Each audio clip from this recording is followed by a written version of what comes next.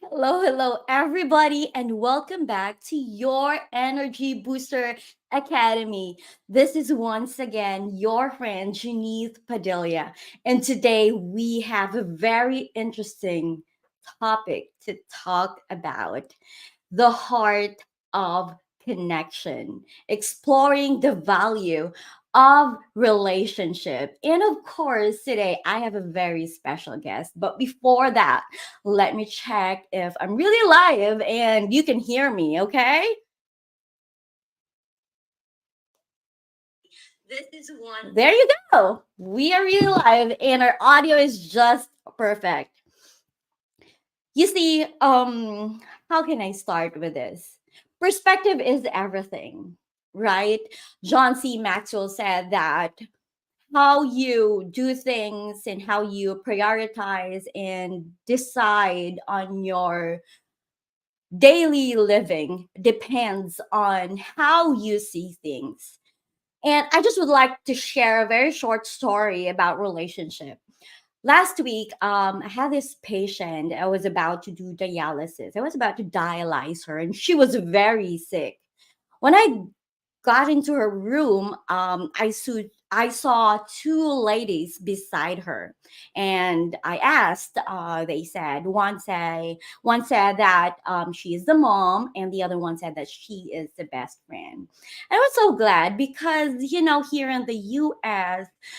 it's not all the time that family members are really taking care of their sick family members because everybody is so busy with their own stuff. Like, we have a lot of bills or we have bills to be paid and we have to go to work.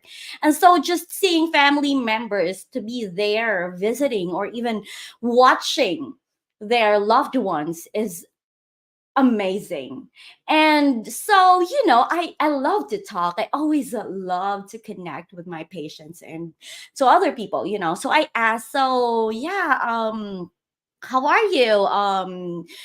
Do you have kids? And yeah, she said she has six kids, and she told me about the age. And she said that her husband died 3 years ago. And so I asked again, so how are your kids who are watching them right now? And she said that she has a very good community who are watching her kids. And you see, that is the magic of relationship. Stephen Covey said, begin with the end in mind. If you value relationships, or yeah, if you have a very good relationship to others, then you do things that will add value to them. And when you do that, be amazed in how it goes back to you, not just by these people that you added value to or that you have helped or served, but yeah, it's just the magic. It's just the ripple effect that, you know, some people will, some people that you don't even know will help you in any way that you will just be amazed. And so this topic right now is very interesting for me. And I'm so glad that I'm learning more on this with our very special guest this morning here or this afternoon here in the US and wherever in the world you are. It might be evening, afternoon, midnight, whatsoever. And without further ado, I would like to introduce our guest for today. And yeah, always know that this show is for you. We are giving you free value so that you and I can do life the better way. All right. So, our guest for today is based in Cape Town, South Africa. In fact, he is in Dubai right now, if I'm not wrong. I always forget. Yeah, I think he is in Dubai, but he will tell you, okay? He will clarify this if I'm wrong.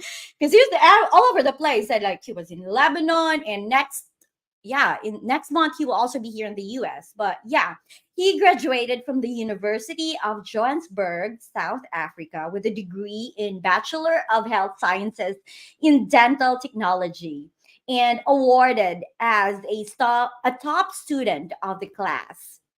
He's a qualified dental technician, an astute businessman, and property manager or developer who also serves as a philanthropist and humanitarian aid worker globally.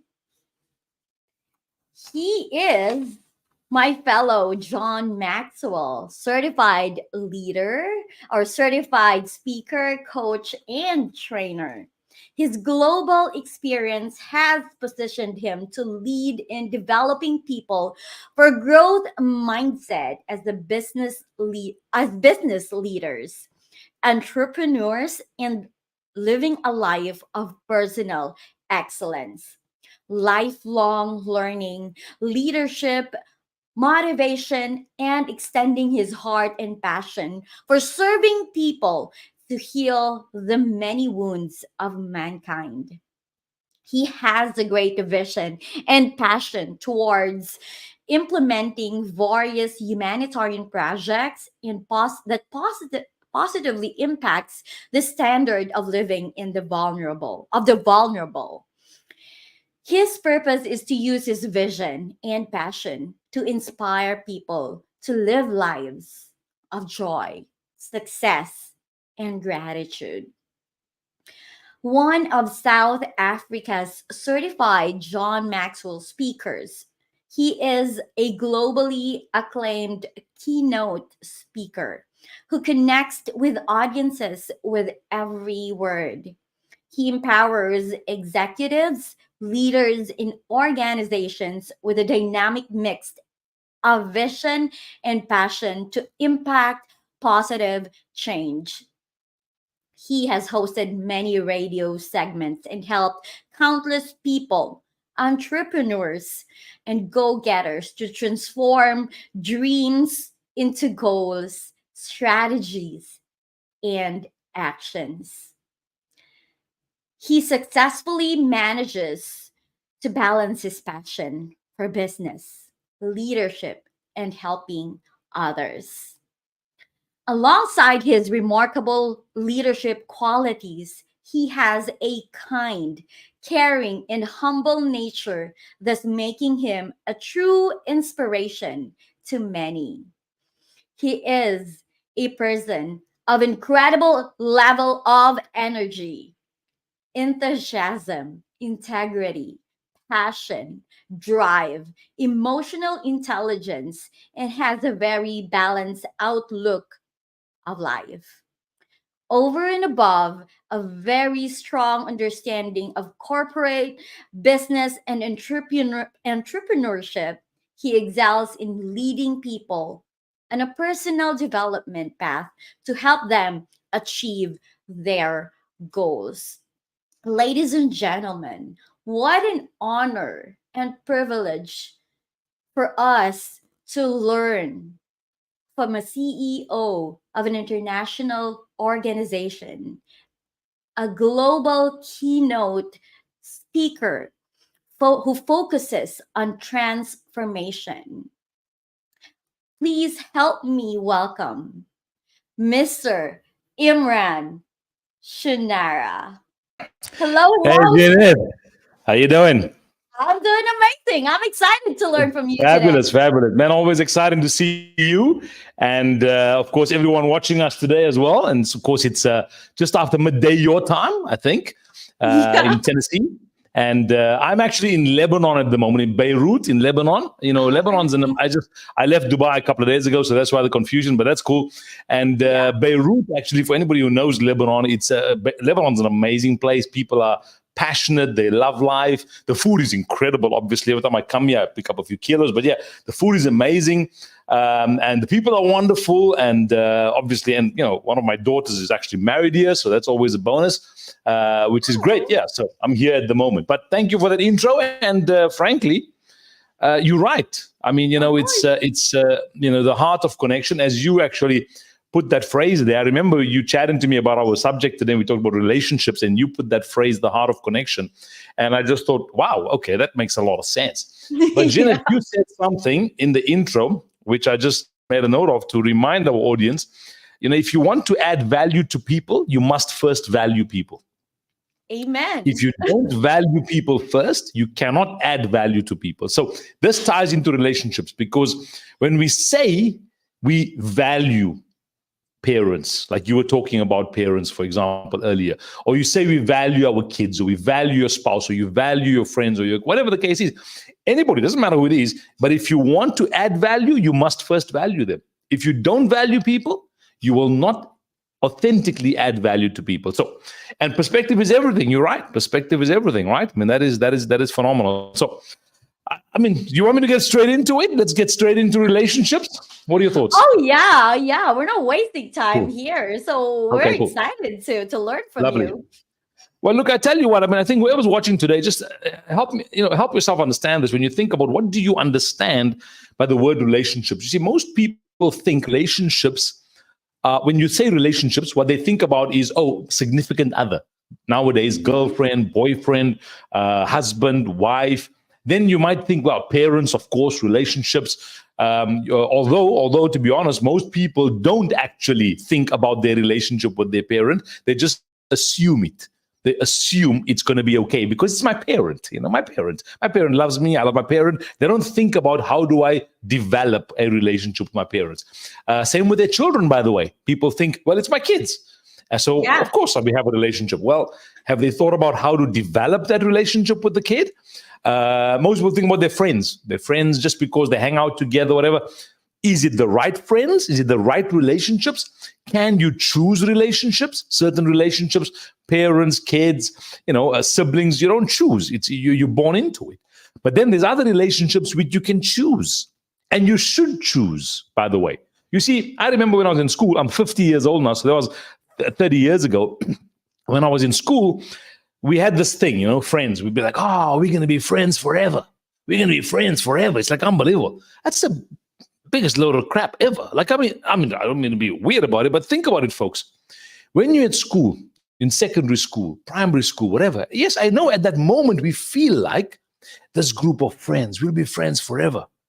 Wait, unless you're growing, all of you, in life, and you're developing yourselves and you're pursuing excellence, yeah, you might be friends forever. But my experience is people grow differently. People experience different priorities in life. So you don't have to stay friends with someone you were with friends at school 20 years later. If you go growing together, you're encouraging each other, you're building life, you're pursuing excellence, yeah, you may be friends because maybe you have the similar mindset. But you must choose relationships. You have to be selective and you have to be very picky about relationships because it affects your life. I mean, we all know the phrase, right? You'll be the same person in 5 years, except for two things: the books you read and the people you meet. I think it's either Covey or Norman Vincent Peale or one of the greats that said that, where they said you'll be the same person in 5 years, except for two things: the books you read and the people you meet. The books you read and the people you meet. Okay. The books you read and the people you meet, which means the relationships you develop, will affect your life. We know the term called power of association. What does it mean? That means relationships. Now, yes, we know regarding parents, children, siblings, etc., you can't choose, but you can choose how you behave in those relationships. You do have a choice, and you have the right, and you have the responsibility, because too many people feel like, well, I have the right to be me. Just accept me for who I am. But Yeah, that's a very common phrase. that's the biggest load of nonsense. Accept you for who you are. No. You have with rights comes responsibilities in life. We live, unfortunately, in a world right now where too many of us are chasing my right, my right, my right. How about we start chasing what's my responsibility? What's my responsibility? What do I take responsibility for? In every relationship, do I have the right to be respected? Yes, but I have the responsibility to respect the other person, right? So too quickly we think about me. What's my right? What's my right in this relationship? Okay, I get it. But have you thought about what's your responsibility to serve? Have you ever thought about yourself as a server in that relationship, as a servant? Are you a servant to that relationship, or are you just someone who takes and wants to be served? And I'm going to throw out some points. By the way, don't miss some points. That point that I just said now, if you took that one line, folks, you would change your life. If you took that one line, if you just decided that I'm going to, in every relationship of my life, I'm going to choose to serve and not worry about whether I am being served. Because I promise you, if you choose to serve in the right relationships, it will come back to you without you asking. But if you choose and you demand to be served, that's dangerous. That's dangerous because it blows up your ego, blows up your arrogance. Now, let's take a step back because I made some notes here. Most people think, we said significant other, parents, kids, friends, maybe acquaintances, maybe even work colleagues. They think about relationships, right? These people. Have you thought about your relationship with money? Have you thought about your relationship with health, with food? There's big talk nowadays about what's your relationship with food? What's your relationship with money? Do you feel guilty about money? Were you brought up in a household where you believe money is bad? Were you brought up in a household where you believe clean everything in your plate, eat all the food in your plate? It develops a very bad relationship with food. You end up just eating everything that you see. So these are just relationships I'm talking about besides people. That's why I said in the kind of promo I did for this yesterday that you may think you know what we're going to talk about when we say relationships, but what's your relationships with toxicity? Write this down. What is your? I'll unpack this in a second. But what's your relationship with toxicity? Not with toxic people. I didn't say that. I said with toxicity. There's a difference. Too many of you are like, yeah, I can tell you my relationship with some toxic people. I have toxic people. Listen, in 2024, I think every 5 seconds somebody knows a toxic person, and every 5 seconds somebody is a narcissist, and every 5 seconds somebody is this and that. Just stop. Just relax for a second about all of these words and these phrases. They're very heavily loaded. If you're the person that sees toxicity in most people you deal with, maybe the challenge is here. You see, there was a phrase I learned a while ago from a mentor of mine, and she said, Imraan, if Joe has a problem with Mary, and Joe has a problem with John, and Joe has a problem with Peter, and Joe has a problem with whatever, then Joe's the problem. True. So who's the common denominator in your life? In all areas of your life, you are the common denominator, right, Janet? We know this. Exactly. You are the common denominator in all areas, which means the financial aspect of your life, the health aspect, the spiritual aspect of your life, your family, your spouse, your kids, your parents. You are the common denominator across all of those aspects, which means let's not worry about working on them. Let's work on you. I don't have to worry about working on you. I have to worry about working on me. Because I am the common denominator in all areas of my life. If I grow me, then everything I touch is better. If I don't grow me, everything I touch suffers. So I want to ask you, what's your relationship with yourself? See, relationships, we think, my spouse, my girlfriend, my boyfriend, my this, my that. What's your relationship with yourself?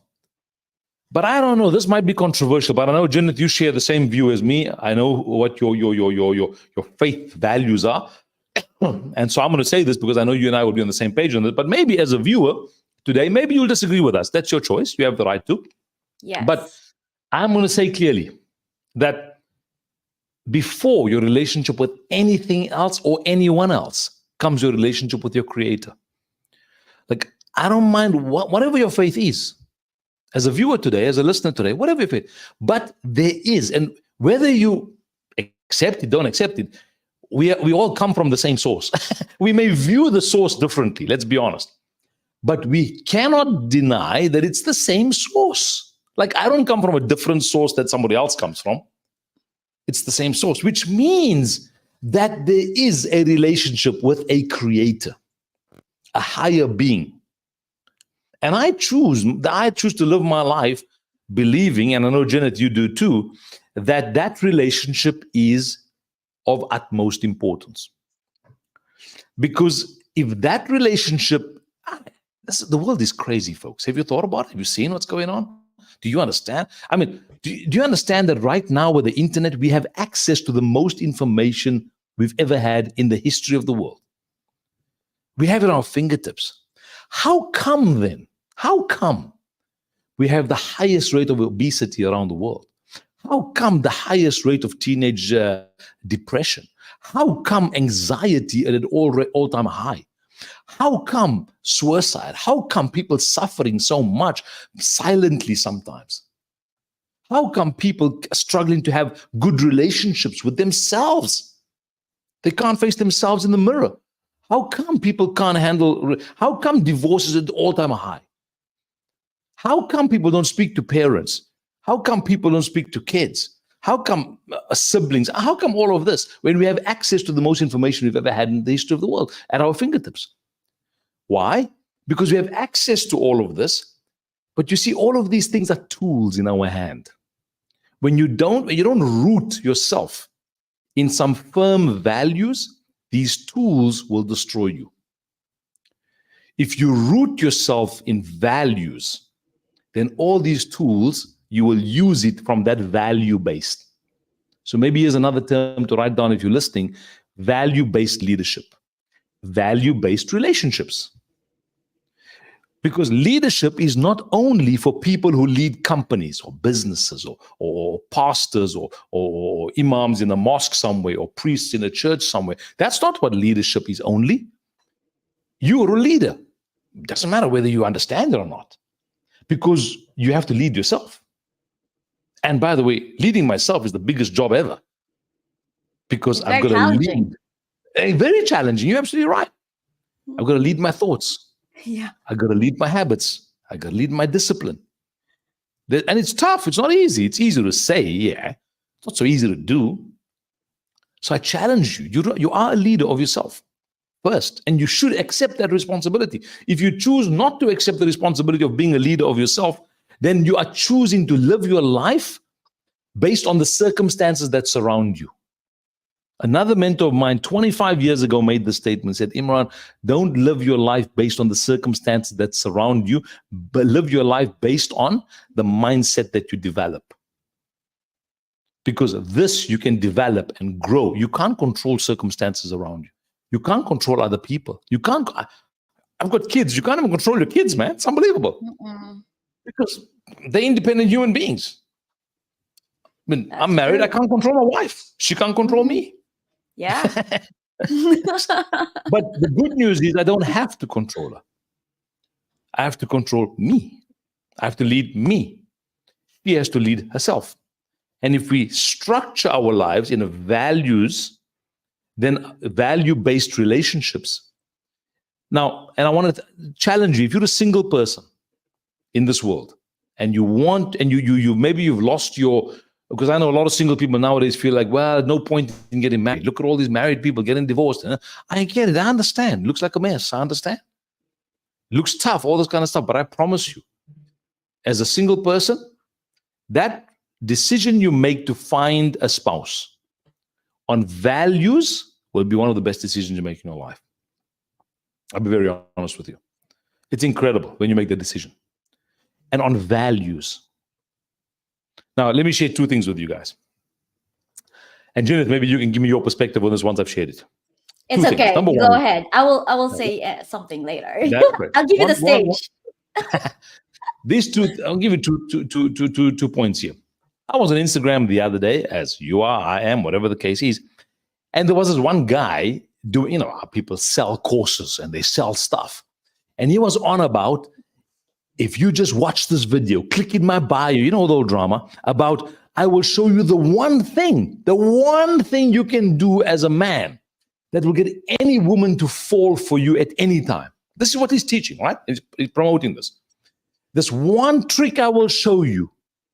Now, if there's men that are single watching that, they're like, oh man, Any woman, and he goes on to say, any woman, you'll be able to manipulate her, putty in your hands if you just learn this one trick. And he's obviously selling a course. He's selling, click on the link and all this drama. And he's going over and over and over. You know how dangerous that is as a young single man, or any man for that matter, watching that thinking, ooh, I just need to learn one thing because I want any woman. Oh, you don't want any woman to fall for you. You don't want any woman at your fingertips. No. You want that one woman. You want that woman with values, not someone you manipulated because of a trick. Don't go around trying to learn easy stuff. You know, John Maxwell, I think, is famous for saying, or maybe it's not, maybe it's one of the other people that I learned from. That talks about, and I think it is John Maxwell, where he talks about leadership is you gotta like slow cook it. It's not microwaved. You can't microwave leadership. It's in a crock pot, so to speak. You have to cook it slowly, marinate it. You can't put it in a microwave. So the same with you being an attractive man, a masculine man for that matter.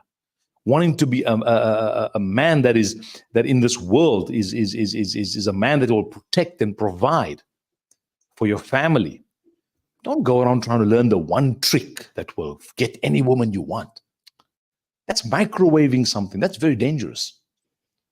If you want to build and you want to learn and live a life of significance in this world, as a man I'm talking now, and I'll come to women in a second, but as a man I'm talking now, is that if you want to, learn to, over time, build your character. Now, contrary to that, so I gave you that example of that guy selling this thing about one thing I'll teach you that will get any woman to fall for you. Don't fall for that nonsense. But let me give you the opposite. If you're looking for a woman or a man, if you're trying to find a man, his wealth, if he has wealth, great, man, go for it. If he's good looking, go for it. I'm telling you, those are nice things to have. But that should not be the defining factor. Let me give you perspective. Maybe you didn't think about this. Find a man or a woman who is kind. You see, when wealth is gone, kindness is still there. When beauty is gone, kindness is still there. When someone is kind-hearted, that doesn't mean they're soft. Doesn't mean they're a walkover. Doesn't mean they're a pushover. It just means they're kind. They're secure within themselves. They know who they are, and they're kind to people around them. That is a beautiful value. And of course, many other values you can write down. Anyway, so that's in a nutshell, guys. If you're a man, don't fall for this nonsense that you find on social media. And don't get me wrong, social media is an amazing place. You can find lots of value on social media too. Know how to use it so that you don't abuse it, of course, right? Now, I said earlier, your relationship with toxicity. So, because we only got a few minutes together today, I don't want to. We could unpack everything. We could unpack marriage. We could unpack your relationship with your parents. We could unpack your relationship with your kids, with your siblings. We could unpack your relationship with acquaintances. We could unpack your relationship with people you meet at work or whatever the case is. We could unpack your relationship with money. That's every single aspect I mentioned now is a topic by itself that needs an hour by itself. Your relationship with food. But I want to talk about this relationship with toxicity. Because too many people look for everything they come across, they label it toxic. This person is toxic in my life. I cut them out because they're toxic. You know, please be careful, folks. Be careful with these words. Be careful. Because you isolate yourself as a human being when you label everything too quickly. The best advice I can give you, if you miss everything else I say tonight, or this evening here where I am, the afternoon where Janet is, if you miss everything, the best advice I can give you is focus on developing personal excellence in your life. If you just took on the project of building you, strengthening you, building your heart set, your value set, your mindset, instead of trying to attract the right person, be the right person. Instead of trying to repel toxic people from your life, repel toxic mindsets from yourself. Focus on this. Focus on building you. That's a hard enough job. You'll be so focused on your own values and challenges that you're working on that you won't have time to look for toxicity in other people. Now, don't get me wrong, there are toxic people out there. I get it. But when you are growing and you're pursuing excellence, they themselves will leave you, will walk away from you, because they'll just be repelled by your growth. Because toxic people don't like people who are growing. So you won't have to cut them out. They will just naturally detach because you just focused on growth. And you see, and if you want to use a good example, think about water for a second. When water is flowing, you can drink it. It's fresh. You can go to a river, and if the water's flowing, you can drink it because it's flowing water, it's clean. The minute water stagnates, it becomes toxic over time because there's stuff that grow in it. So the minute anything stagnating becomes toxic over time. Anything moving is most likely fresh because it's moving. It's not standing still where it can become toxic. Now let's apply that analogy to yourself. Are you moving or are you standing still? Are you growing or are you stagnant? If you're growing, there's less likelihood of you being toxic because you're growing, you're learning, you're developing. And the more you grow, the more you become humble, by the way, because the more you grow, the more you know that you don't know. It's incredible. And Janet, I'm sure, finds it as I find it. The more I learn, the more I know I don't know. The more I read, I'm like, oh my goodness, man, I needed that last year, or I needed that 5 years ago, or whatever. And that's why some of the most humble people in the world are those who are constantly growing. And some of the most arrogant people in the world are those who stopped growing. Because when you stop growing, you assume you've learned everything. Exactly. And so you assume, I know it. Exactly. It's a dangerous place to be. Yes. Yeah. So think about that. So toxicity, when you're flowing, you're growing. When you're growing, you're fresh. When you're stagnant, dangerous, very dangerous. So I want you to think about that carefully. Now, let me give you another challenge with relationships. And I see this a lot now on social media. It hurts me a little bit because I see couples. If you're a couple, please be aware of this. I see couples, and I understand. I mean, hey, man, I love having fun. I joke around a lot when I speak on stage, etc. I tend to be very comedic sometimes. It's just my nature. But so I'm all for pranks and all that kind of stuff. Man, have some fun with pranks with your friends, with your spouse, your wife, your husband. But the worst pranks, I mean, I saw something today, for example. This guy pranked his wife on social media. It was public, and he pranked her about the fact that he was cheating on his wife, whatever. But it was a prank, and he kind of and this particular couple, I'm not going to name that, but the particular couple, I'm just giving the concept, does this a lot, where they prank each other that especially him, that he's going to cheat on her, that he's cheating on her, that whatever the case is, and they laugh about it. And today somebody commented on them and was saying, "Hey, please don't do that because you plant a seed of doubt every time you prank like this." It's a seed of doubt that gets planted that you don't see now, but over time could develop into something that may destroy your relationship. And the wife and the husband, unfortunately, both were commenting back saying, no, our relationship is so secure. We don't mind. We just for fun, just for laughs. Folks, if you're married, protect it. Protect it with everything you got in you. And don't look for cheap validation. Just for more likes or views, you're going to prank your wife about something that destructive? Or you prank your husband? You often see it on social media. A woman will speak so disrespectfully to her husband. She'll beat him up, so to speak, with words on social media, or she'll ridicule him or something on social media. And they laugh about it. Everybody laughs, and it's lots of views and lots of likes and lots of shares. Why?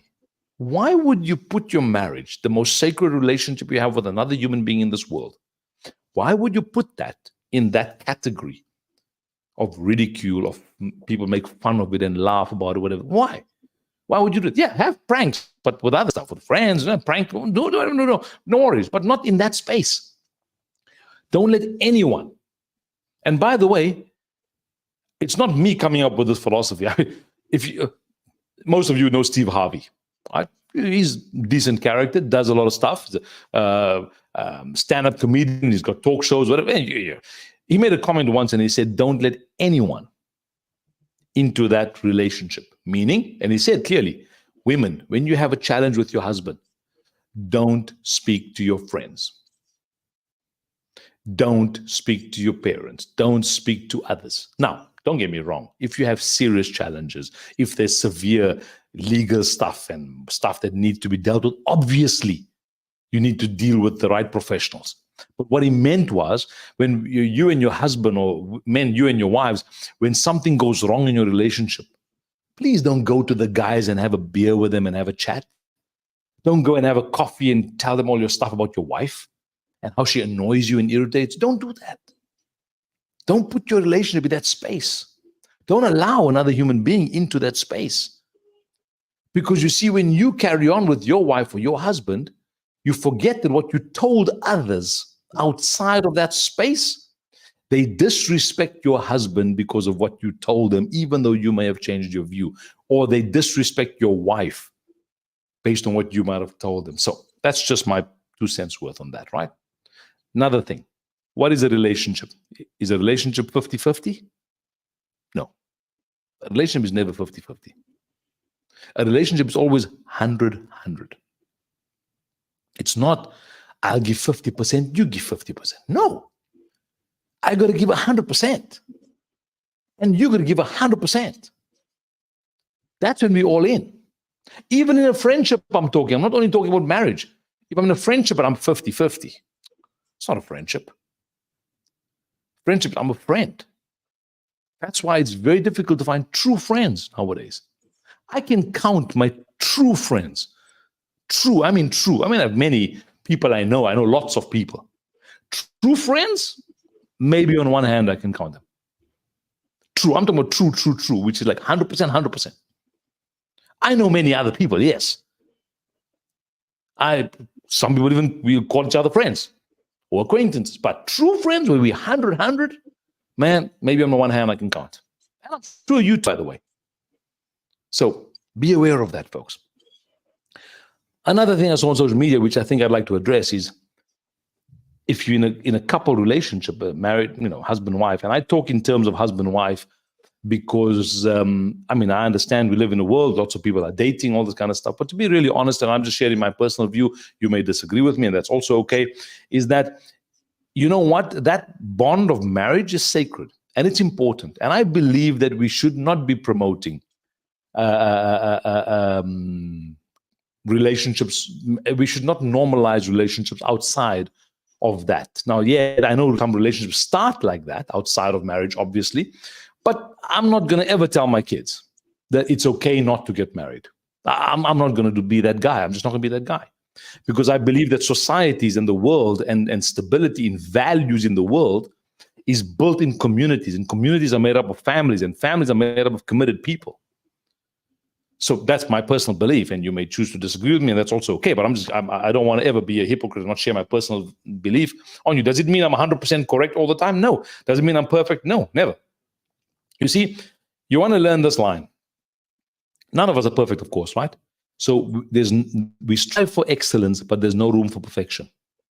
None of us will ever be perfect human beings. It's not possible. That's the best news, folks. I don't have to be the most perfect husband. I don't have to be the most perfect friend. I don't have to be the most perfect son. I don't have to be the most perfect father. Because if I had to be the perfect father, that'd be crazy, man. Imagine the pressure of being the perfect father or the perfect husband. No, you can't. We strive for excellence. We have a responsibility to strive for excellence, but we don't have to be perfect. And that releases the pressure when you know I don't have to be perfect as a father. I just have to be striving to be better, to move towards excellence.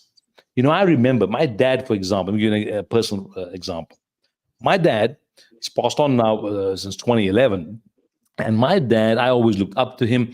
And he was a strong man, good character, leader in the community, and, etc. Does it mean he was perfect? No. But you see, as a kid, you don't know that. As a kid, I just assumed my dad was perfect. It was okay. You don't think about anything else. You just think, okay, my dad's perfect. That's great.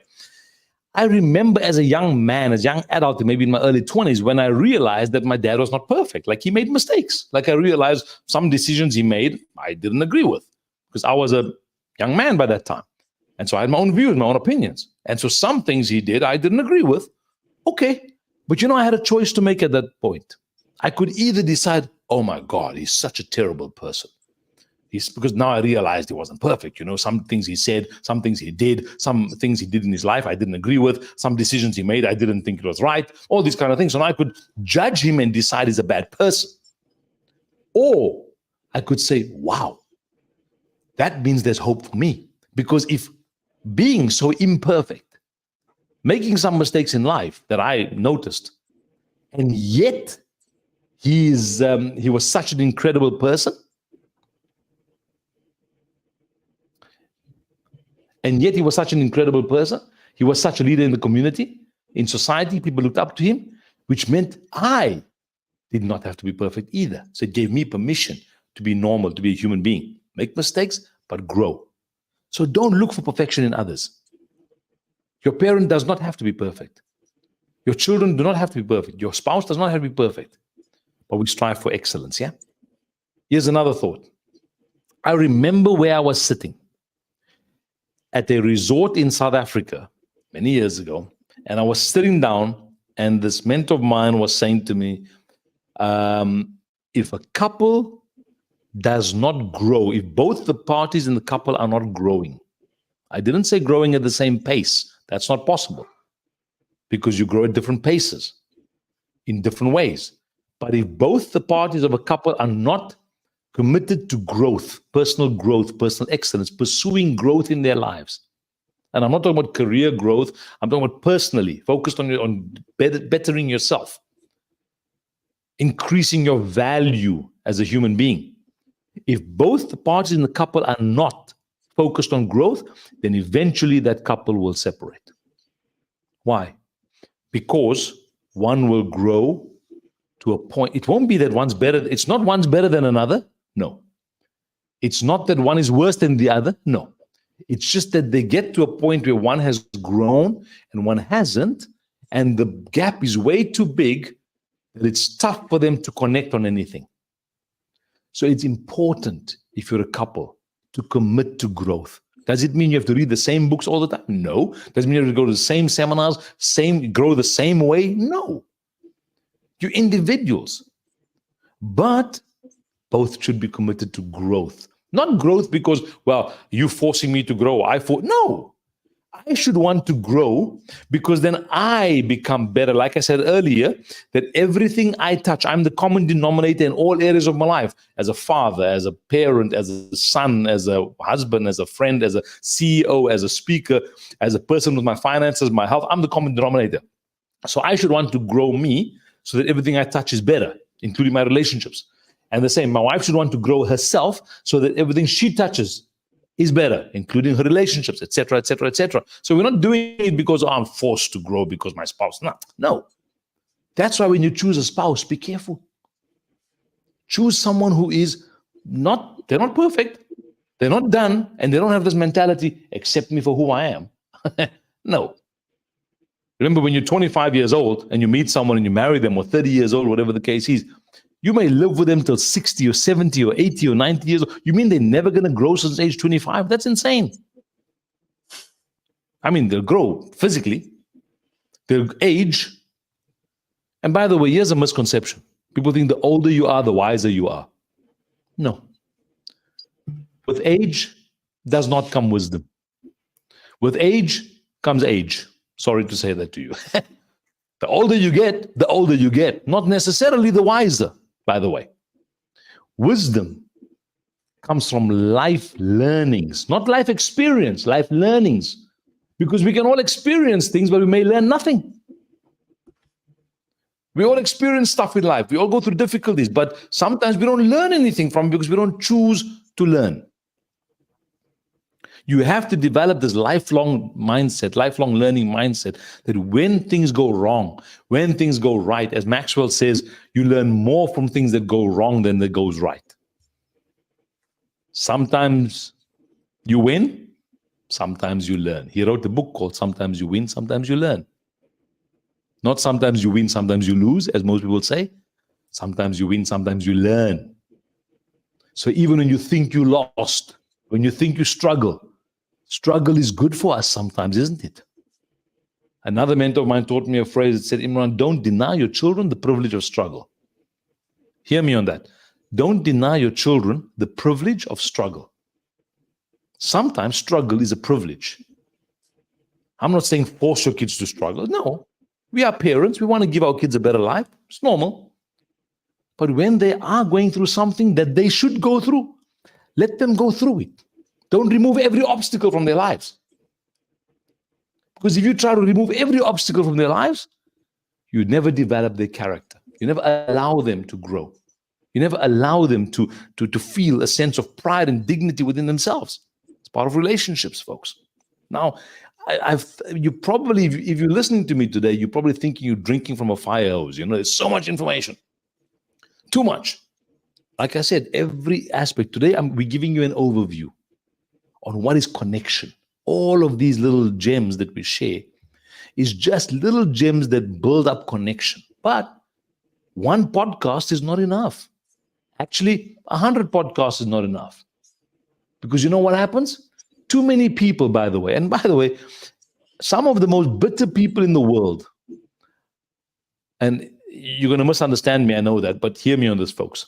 Some of the most bitter people in the world are the ones that go to the most motivational seminars in the world. What do I mean by that?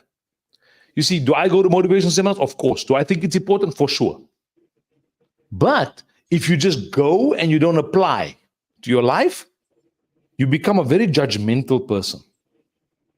Because as you grow in life, as you grow older, and you read all these books and you learn all these things, whenever you see other people and they don't know those things, you judge them too quickly. Oh, see that person. No, don't. Your learnings should never lead to arrogance. Your learnings should never lead to judgmental. Your learnings should lead to action. And if you truly act on your learnings, you develop humility because you realize how tough it is.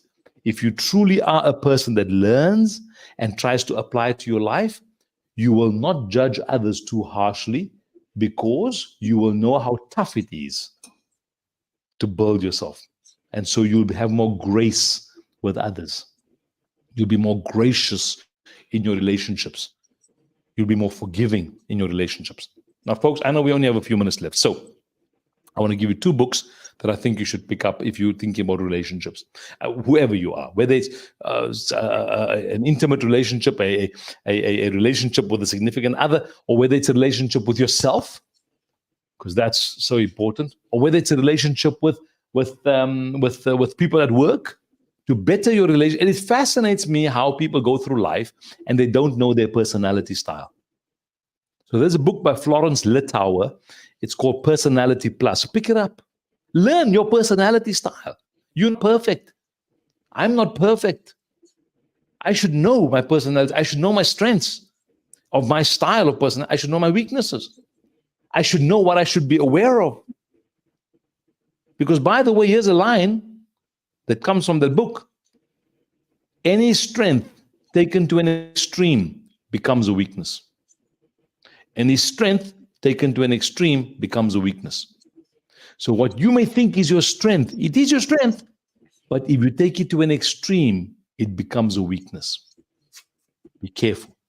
So you need to know personalities, your personality. You don't read the book so you can judge others. So you can identify them and their weaknesses. No, you read the book so you can learn about you. And by default, you learn how to handle other personalities. Because you're not reading it to manipulate others. You're reading it to build you. Another book, which probably everybody knows now, is 5 Love Languages. Gary Chapman, 5 Love Languages, incredible book. When I first saw the book, I didn't understand much about it. When I read it, I thought, wow, mind-blowing. Because now when I look at my spouse, for example, I know what's her love languages, and then I know how to speak to that. I know what's her personality. So when she behaves in some ways, I know she's not deliberately trying to annoy me. It's her personality. Now, does it mean that I should just say, okay, never mind, it's her personality, and just let her be? Must she just look at my weakness? That's his personality, let him be. No, I have a responsibility to be aware of my personality and when my strength becomes a weakness. She should have the capacity to know her personality and her strengths and her weakness, and she should know when her strength is becoming a weakness. And if we had time, I'll explain to you that phrase. But let me give you a few thoughts, folks. Let me just look at my notes here quickly to see that I've covered. Ah, man, we could talk for hours on equality versus equity in male and female relationships. Don't get me started on that, man. We live in a crazy world now where everybody's like, man, we got to be equal in everything. Look, I'm sorry, but that's nonsense. Can I do what my wife does? Not a chance. Can she do what I do? Not a chance. Okay, look, here's the thing. Could I do some of the stuff she does? Yeah. Could she do some of the stuff I do? Yeah. But why should she? Like, if I want to move this table, right? And my wife was there and I said, could you move this table, please? She probably could. My wife works out a lot. She probably could move this. But why would I let her do that? If I'm here, I can do that. Because as a man, I'm here to protect and provide. You see, as a woman, we live in a world, yes, when everybody's working, everybody's pursuing their careers. I get it. But don't lose the focus on the family. Don't lose the focus on the community. Don't lose the focus on our roles, because we bring some unique roles to the table. Right.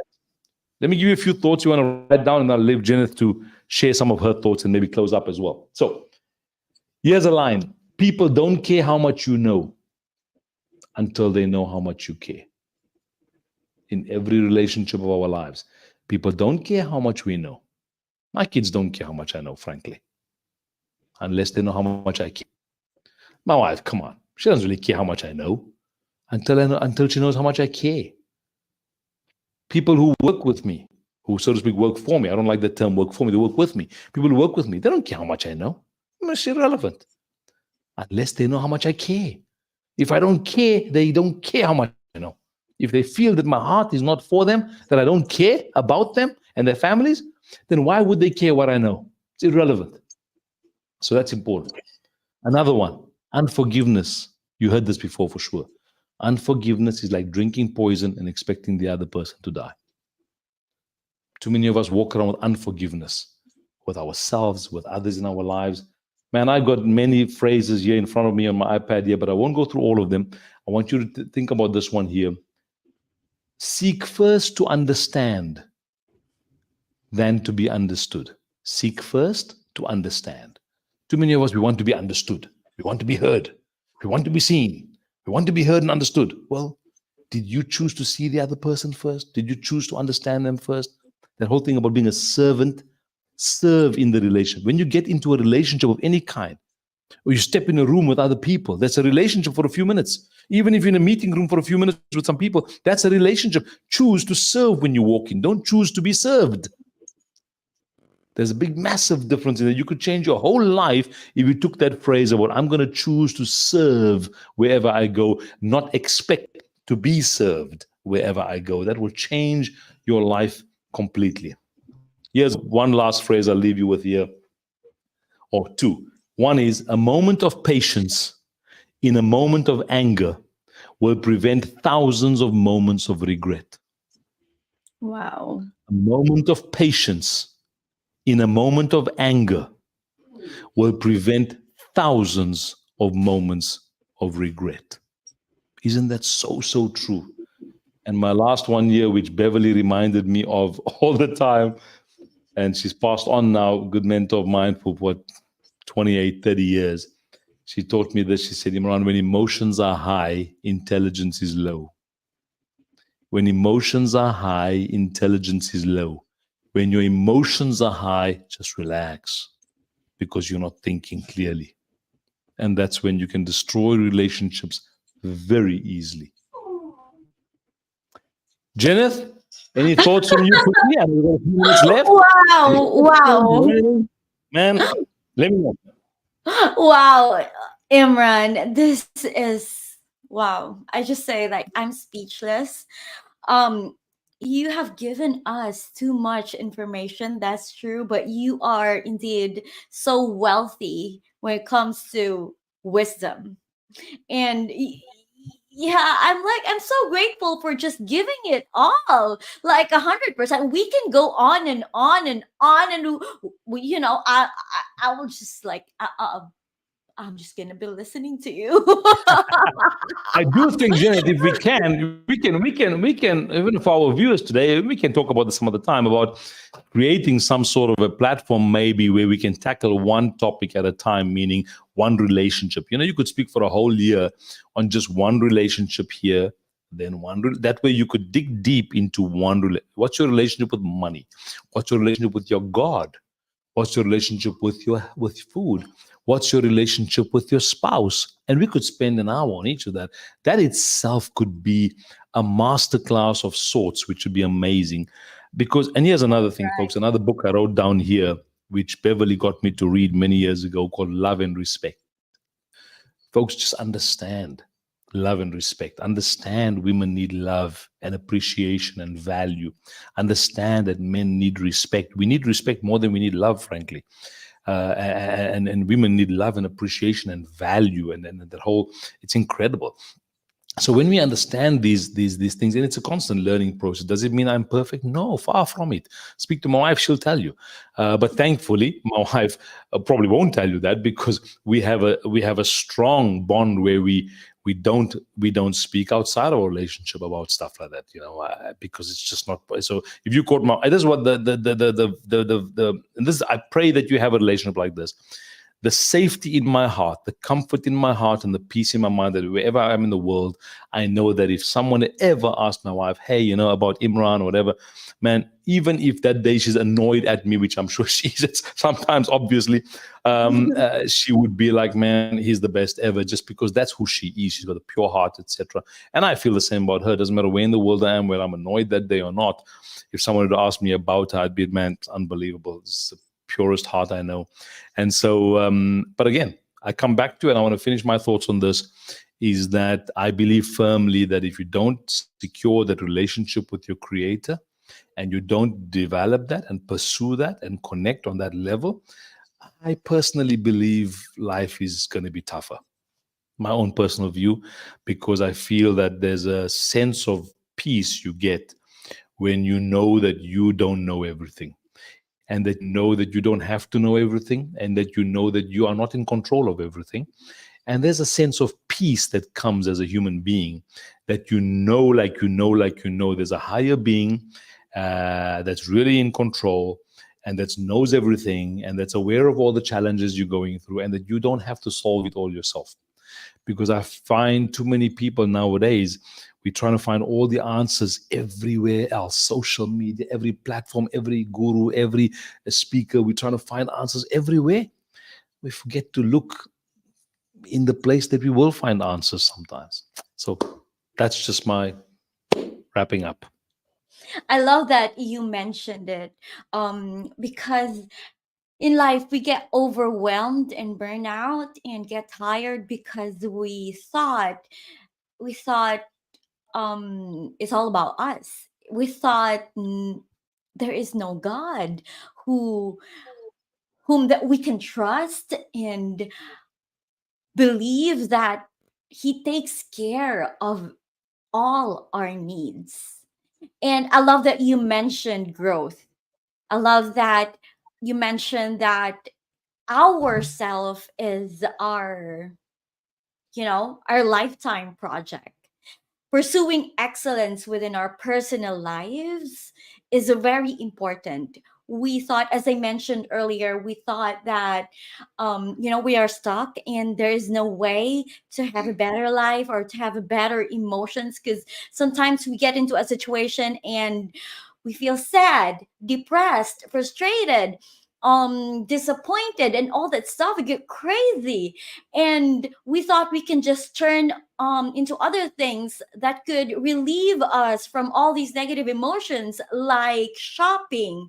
What else? Like, I think that's a very common. Like, we go spend our money and think that we're gonna be happy. We're gonna go buy clothes, luxurious things like bags and girl stuff. And Like, Jen, if we want to at another stage, let's be honest, right? You're covering shopping, which you're absolutely correct. But nowadays, people are running to drugs, alcohol, true. pornography, everything, looking for that answer to feel better Feel somehow. better. Exactly. but that's very temporary. Sometimes we pay for a luxurious vacation and think that when we go to that vacation, we everything will be all right when we come back. But then, when our heart is cold, going to that vacation won't be the answer or won't warm our hearts. So it's just gonna be the same. You're gonna bring the same self, the same mindset, the same problem.